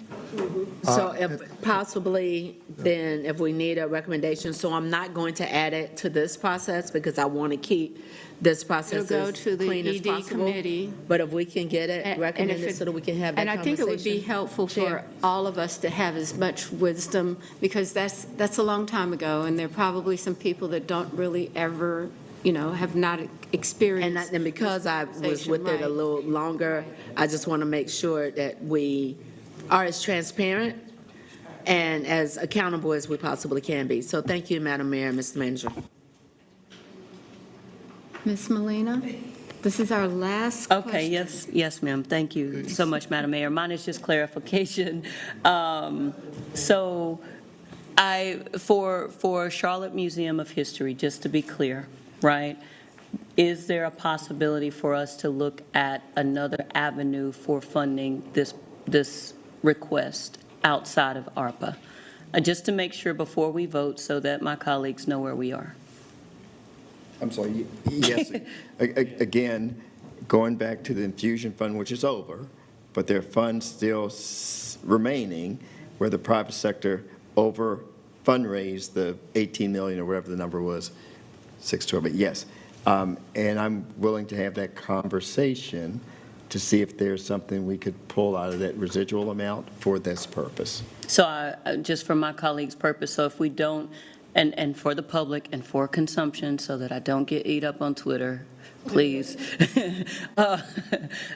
We are looking at the possibility of this funding coming from another avenue that is specific to arts if we do not allocate ARPA dollars tonight. Is that Absolutely. fair? If you can give me a little leeway that a portion of this, and just like we talked about do greater, is there an opportunity to cobble together enough to meet this request? Now, Mr. Jones said, the first item on here was saying $350,000. Now, that, I think, is the question that it may not be $350,000. Is that the question that you're asking? Well, no, I'm just saying, so for voting purposes, if we vote ARPA, then we don't look at this funding, right? Because then we're allocating it from ARPA. But if there are other funds that are available and specific to this particular type of funding, mechanism, then if we can look at that, Okay. I think it would be a better way for us to,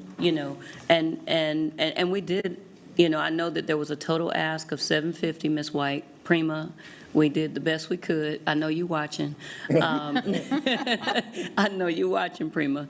But, the $350, if we can get that from another avenue, right? And there's a possibility, a strong possibility, and that's great. And it won't come from ARPA tonight. And I also, we'll go ahead. So Ms. Ajmira, is everyone ready to begin to vote? All right, so the first item is the Charlotte History Museum for a decision to be made somewhere around $350,000, somehow after a conversation with the manager, to say that there will be some funding in that area. So, yes.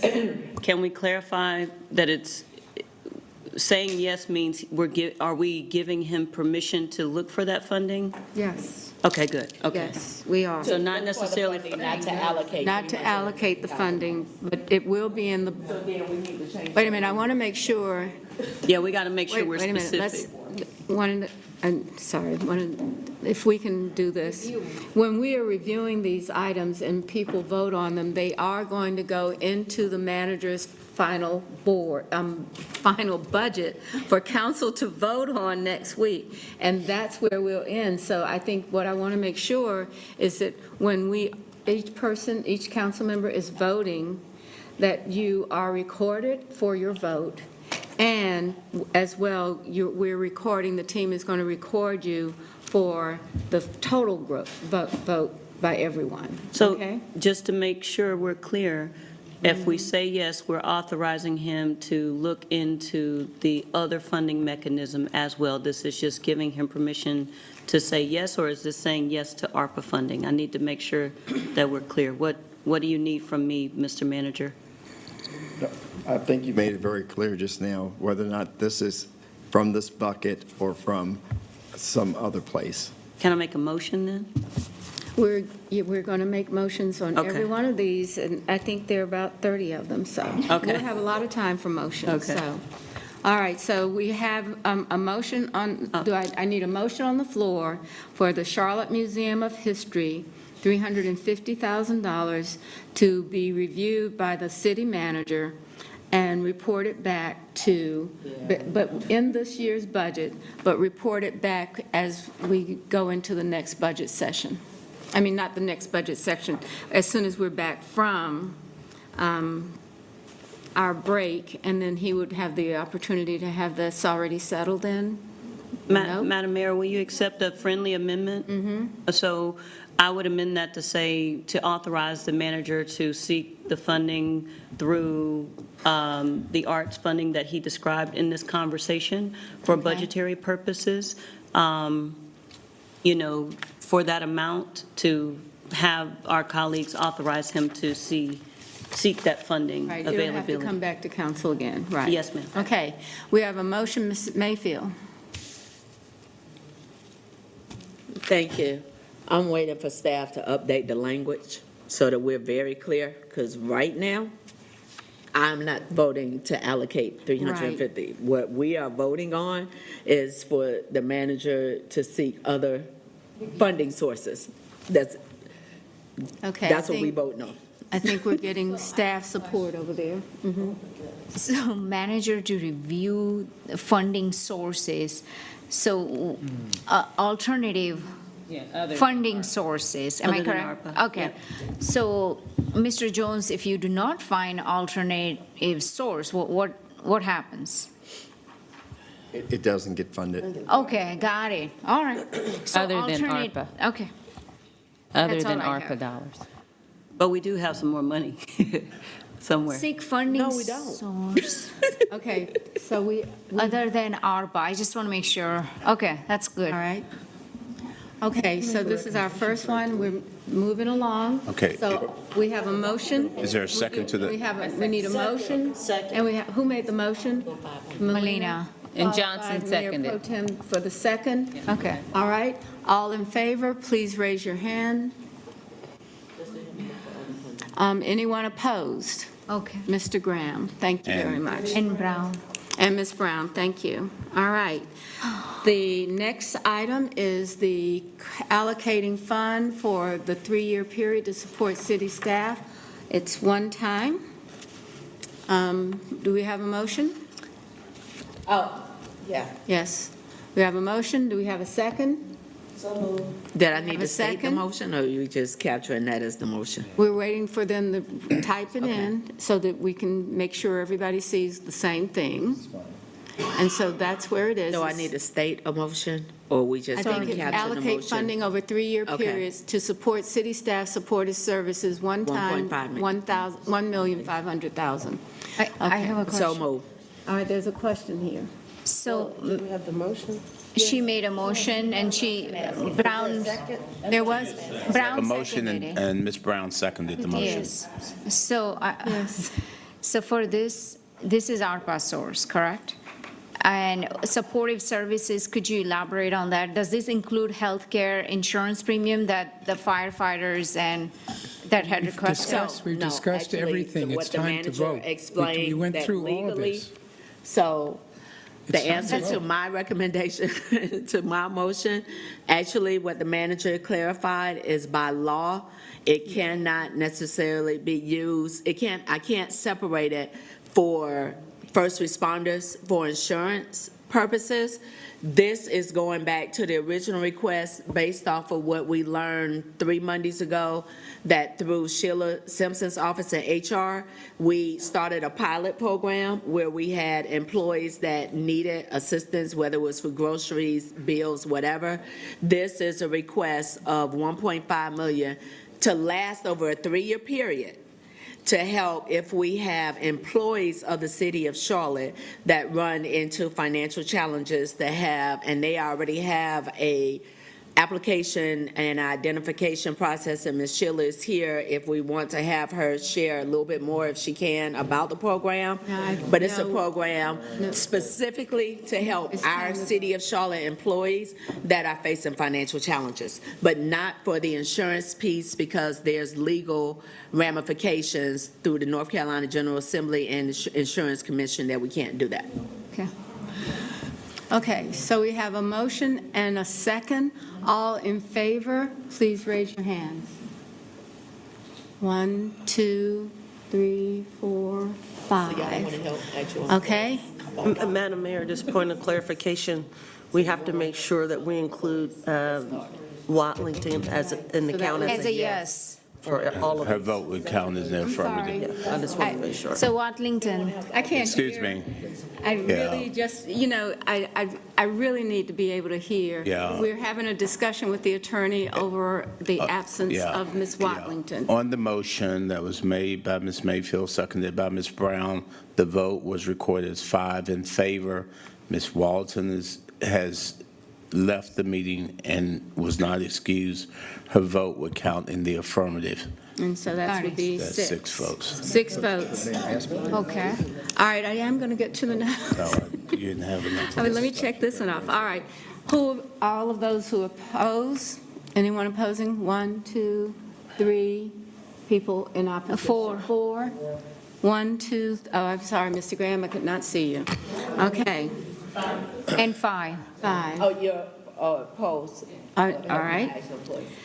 So then we have, So the next item is, I'm sorry. 5 and 5, and she No, counted it's 6. Watlington County. oh, that's right. 6 Oh, to got 5. it. Okay, yeah. And for the staff, when you record the vote, Should say the vote, I mean, the actual vote should include an affirmative vote added for all matters for Ms. Walton's absence. Oh, okay. okay. So the next item is how much would a request for proposals in the $1 million to ensure small business utilization targets are met on B of A Stadium? Okay, do we have a motion? So move. We have a second? We have a second? All right. I thought this was referred to the committee. What? Okay, I have my hand. all right. Mayor Pro Tem. I just have a question for the city manager. City manager, you mentioned that line item 33 would be one that would make your budget unbalanced, or any of these other line items, would any of these other line items make your budget unbalanced? So 34 would make it unbalanced, $25. Okay, but outside of that, it's you're good. Okay, I just wanted to make sure. Thank you, Madam Mayor. So we're still back on the 32. All right? Do I have a motion and a second? All in favor, please raise your hand. 1, 2, And 3. 4. Oh, yeah, 3. Watling and Brown. No, not me. 1, 2, 3, and Watlington makes 4. Okay. So that fails. no, got No. your nose. All right, the noes. All opposed. 1, 2, 3, 4, 5, 6, 7. All right, thank you, everyone. Okay, let's go to the next one. I believe that was deleted. Well, can I ask a for that question about plan. that? I'm sorry. Yeah. So how was that deleted? Was Mayfield the only one that recommended that the first time? Yeah, well, actually, I did too. You did? Yeah. So you're okay with deleting it? No, I didn't say that. So how is, do we just get to delete it? Is it yeah, why is it deleted? Can we put that back on there and we vote? Well, Ms. Mayfield, I think, I initially, sorry, Madam Mayor. I initially proposed it. I believe there were a couple of other council members That's it, yeah. whose names were also on it for my proposal. After speaking with the manager and learning where we have legal challenges and we are not able to legally identify just support for our first responders and have money set aside just for health care, I removed mine. So that's how the delete got up there, so we could just remove my name off of it. For those who still want to continue that conversation, I just removed my name off of it. Okay, if I can finish. Oh, right there. These are all of us. If we could just leave that on there, and then if we move it forward, and then we have a week to figure out if there's something else that can be added or something else we can do. Or we can vote on it today, but I didn't want it removed either. Thank you. Okay. Okay, so we got to vote on it. I'm not quite sure what is the motion? Mr. Jones has his hand up. We would have to vote on this because you have 3 other council members who, Right. if you guys will slide back to the first column, yeah. Oh, yeah. So Mayfield removed her name from it. That's Yeah. what she was saying. Okay. So, Mr. Jones. So let's just go through and vote like everything else. Yeah, Mr. Jones' hands is up. So I'd like to make sure we understand, because we're going to put Yeah, this is gonna be- budget document together. It's going to be. The option, I believe, that's before you is $250 for every person that's in the public safety pay plan that has insurance. It was, and it's been updated based on further discussions with legal around, with HR and legal. It's for everybody in the public safety pay plan. So this Because is- we can't, This again, is we whether you can't have carve insurance or out. not. If you're in the public safety pay plan, you're going to get $250. That's what this, you're voting on. And that wasn't addressing my original Right. intent. Yes. So if I recall this from budget adjustment meeting, we did not discuss 250 for public safety pay plan. So a motion that I remember supporting is when we had a couple of firefighters speak at public hearing, they expressed concerns around rising cost of health care benefit, which was the cost for this year is significantly higher than previous year, so they requested one-time ARPA dollars to assist with this healthcare cost, rising healthcare costs. I don't know how this $250 came about. If I may, I can help with that. Yes, Thank please. you. So yes, we definitely heard the intent, but then looking with legal and HR, we discovered that we're healthcare, self-insured, you can't carve out different subsets of your population. So we proposed something that maybe could get towards what your intent was to, because we could give a lump sum bonus to those people. We can't directly offset healthcare costs. So I know a couple of, back when I had first started, in 2018, we approved sliding scale healthcare premium benefit. So your healthcare insurance cost is above certain percentage, you'll pay that sliding scale premium. Would this? No, ma'am, this does not impact the offerings in the healthcare. Okay. All right, that's all I have. Thank you. Well, I'm not quite sure. All right, let's go ahead. On the item for review healthcare benefit costs for police and fire grant options, all in favor? I need a motion, okay. No, you have the motion. I thought we had a motion. No, we didn't. No? Okay, is there a motion for this item? Move to deny. Move to deny? Who said that? Me. Oh, thank you, okay. Second. All right, and a second from Mr. Driggs? Because it doesn't help. All in favor of the motion to deny, please raise your hands. 1, 2, 3, 4, Doesn't help. 5, Watson would be 6. 6. That's 6. Okay, thank you. Everybody gets 200. All right. It doesn't help. So the next item is, who was not supportive? I mean, who? Who wanted to support it, raise your hand. So 1, 2, 3, 4. 5, okay. All right. So let's go to now our, It was 5 of us. It was 5 of us. You want to do it again? Because it was 6 of y'all. It was 5 of us and 6 of y'all. it was 6. And Walton's vote counts in the affirmative now. The affirmative, So she's considered, yes. So the She's considered yes to the motion to deny. To my The motion. denial. Right, it was a denial. All right, folks, live Impact News on WCNC Plus. Our time together is coming to a close for now. I will be back for the news at 11 here, as you keep here on WCNC Plus. Obviously, we were hoping to bring you full straw votes here from this county council or city council budget workshop, but it looks like they're still in those discussions. Our Julie Kay will have the very latest for us tonight at 11. Thanks for joining us.